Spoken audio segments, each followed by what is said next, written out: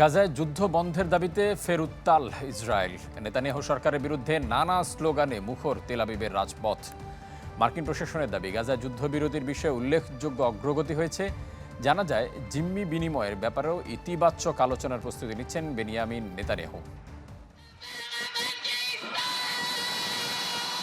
গাজায় যুদ্ধবন্ধের দাবিতে এবার যেন বেশ কঠোর অবস্থানে সাধারণ ইসরায়েলিরা, যাতে ফের বিক্ষোভ সংঘর্ষে উত্তাল তেল আবিব। শনিবার তেল আবিবের রাজপথ দখলে নিয়ে বিক্ষোভ করেন কয়েক হাজার মানুষ। নেতানিয়াহুর পদত্যাগ, যুদ্ধবন্ধ ও হামাসের হাতে জিম্মিদের ফিরিয়ে আনার দাবি জানান তারা। এক পর্যায়ে পুলিশের সাথে জড়ান সংঘর্ষেও। গাজায় যেটা ঘটছে তা যুক্তিসঙ্গত নয়। একমাত্র জনগণের প্রেসারই পারে এই ধ্বংসাত্মক রাজনীতি বন্ধ করতে। যুদ্ধ বন্ধ করে জিম্মিদের ফেরত চাই আমরা। জিম্মিদের ফিরিয়ে আনা হবে, এই নিশ্চয়তা দিতে হবে আমাদের। সেই সাথে যুদ্ধ বন্ধ করতে হবে, এর কোনো বিকল্প নেই আর। গাজায় স্থায়ী যুদ্ধবিরতি প্রতিষ্ঠায় চলছে আন্তর্জাতিক তোড়জোড়ও।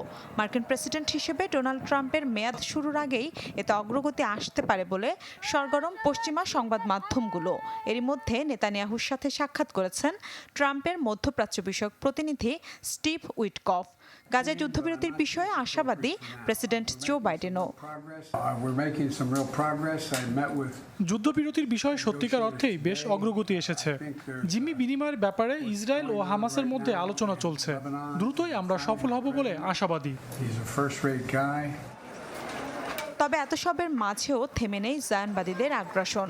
নতুন করে গাজার উত্তরাঞ্চলে হামলার মাত্রা বাড়িয়েছে তারা। সরকারি হিসেবে প্রাণহানি ছাড়িয়েছে 46,000। যদিও এই হিসাবের চেয়ে গাজায় নিহতের প্রকৃত সংখ্যা 41% বেশি বলে উঠে এসেছে ল্যান্ডসেটের প্রতিবেদনে।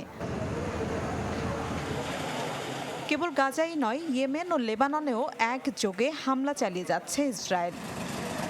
মিলা খন্দকার, চ্যানেল 24।